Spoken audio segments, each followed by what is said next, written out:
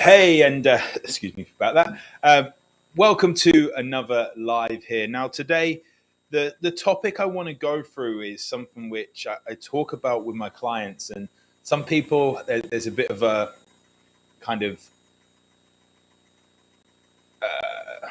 what's the word? Like they don't want to do it. Basically, there's a bit of a pushback when it comes to tracking, when it comes to tracking their food. And I was working with a client.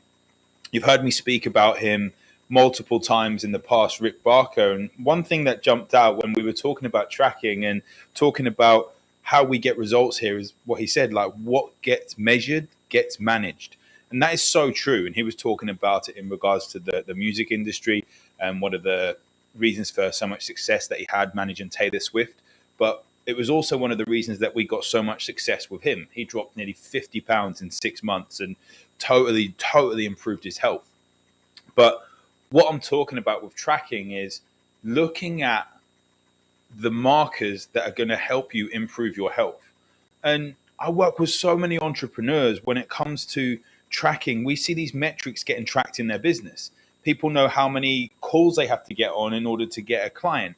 In order to get a client or a potential lead on the call, they know how many messages they have to send out and how many emails and so on. That it doesn't get left down to kind of guessing or anything like that. This is about truly being able to see what you need to do, what you're doing, and what we need to improve on.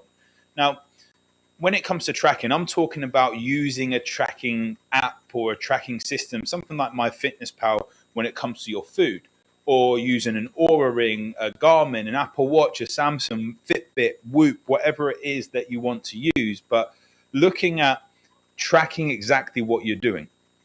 I have clients track things like steps, have clients track things like their sleep, looking at deep sleep, looking at restorative levels of sleep. Definitely a big one to track is your heart rate variability and making sure that it is above 60 regularly. If it's regularly below 60, then we definitely need to have a conversation.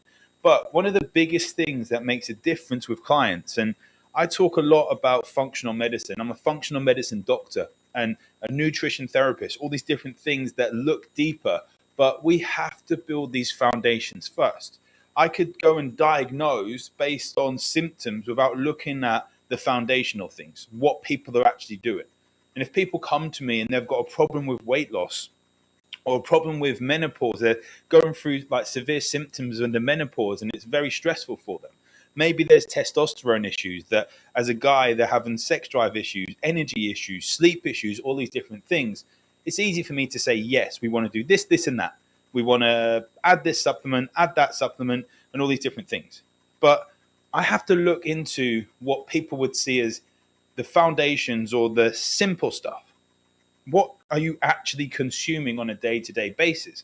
Because it's easy for me to say that get your protein in, get your carbohydrates in, get the right fats in, and all these different things. But does a client, do you know exactly what levels of protein are in certain things, how much protein you're having, how many carbohydrates you're having? I was talking to a client yesterday and he told me that I'm just getting these really big dips in energy at around 3 p.m. And so many people do it when they start with me. We've been working for a couple of weeks and he said, look, these dips in energy are happening. And I get real big brain fog. Like even my vision gets a little bit worse and I just can't function. And it's the time when I need to start functioning. So we have some food there. But tracking his food, looking at his lunchtime meal, he wasn't having hardly any protein. Now, sometimes for breakfast, he wasn't having very much protein. And in the Western side of the world, the dietary intake or like the SAD, the SAD diet, the standard American diet, or like the British diet, whatever we want to call it, seems to be that it's very carbohydrate heavy. So I see people having a lot of things for breakfast like smoothies, which start the day on this blood sugar roller coaster.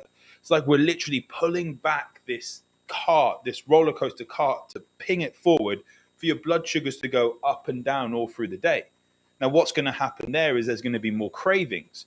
What's going to happen there is going to mean there's going to be more brain fog. There's going to be problems with energy. But all these things are going to happen as a result of how you start your day. Now, it seems to have been said that we need to have this whole grain breakfast, have some cereal, have some oatmeal or whatever it is, or some fruit, as I said, in your smoothie. But what is actually going to be more beneficial? Well, actually, looking at what people see as unhealthy, a fry up would potentially be much better for someone to start the day on. Having some eggs, some bacon, an omelette, or something like that, maybe some mushrooms. Like putting some high levels of protein in your body to start the day is going to be super powerful. And if you are having things like pancakes, this guy was having pancakes. And it was a tradition with his kids and his wife. And we said that I don't want to take away your traditions, but how can we improve this? Let's just add some Greek yogurt in order to add some protein in there and add some fats in there in order to help your blood sugar stabilize. Are pancakes optimal? No, but we don't want to take away all this fun and things that people have when it comes to those meals and traditions with their family. But we wouldn't have looked into this if we weren't tracking. Now, when someone comes to me and says, I'm having these afternoon energy dips, yes, we can look at hormones, we can look at thyroid, we can look at other things that are going on with estrogen, with testosterone. We can look at these things. But the first thing I want to look at is, what is someone having throughout the day? What is their breakfast? What is their lunch? What is their dinner like? And we track glucose around that, because certain times people say that I'm eating healthy, but then we don't track their food and we don't know if they're eating enough, because there's this big trend for intermittent fasting to happen nowadays, which means actually if someone's going to get 2,000 calories and they're only having 2 meals a day, those meals have to be pretty large.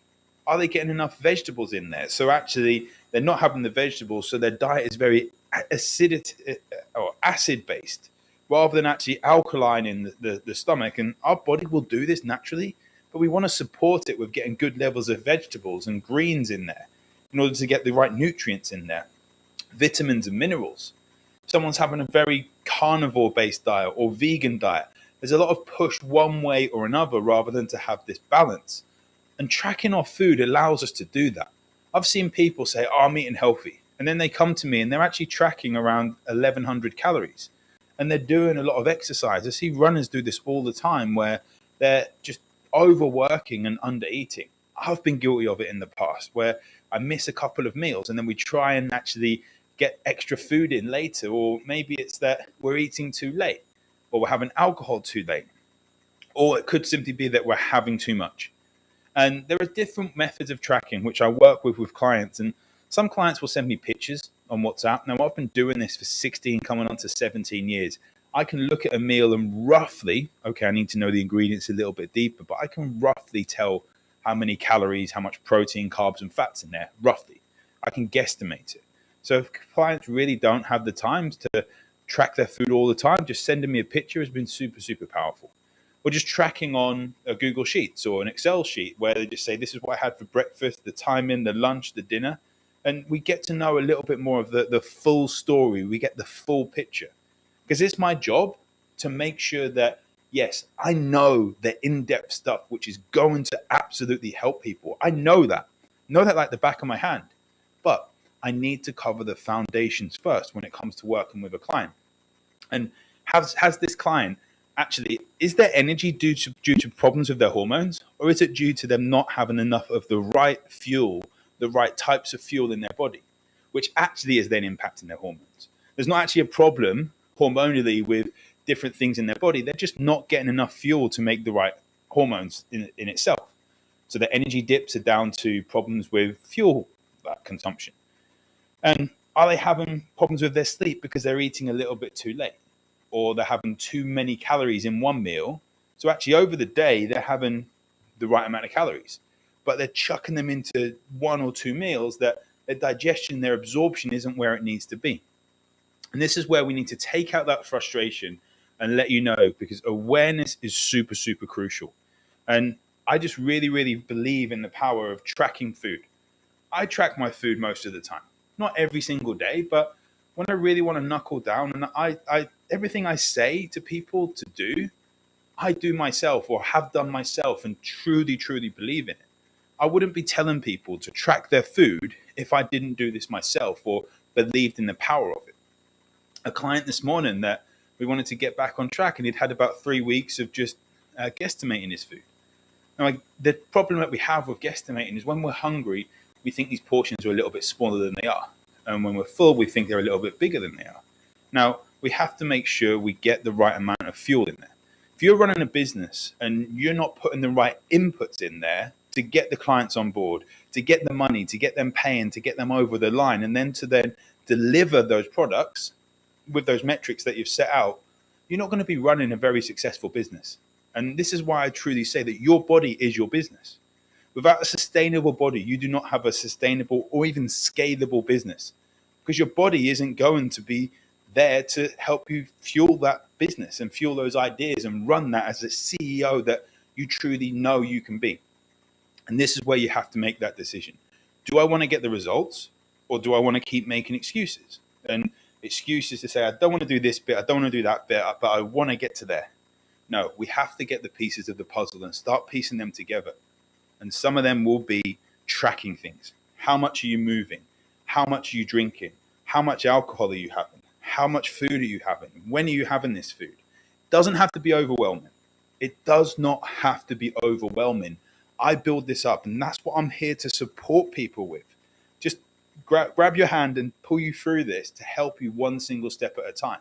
It's why I work with people over on one-to-one over 6 months.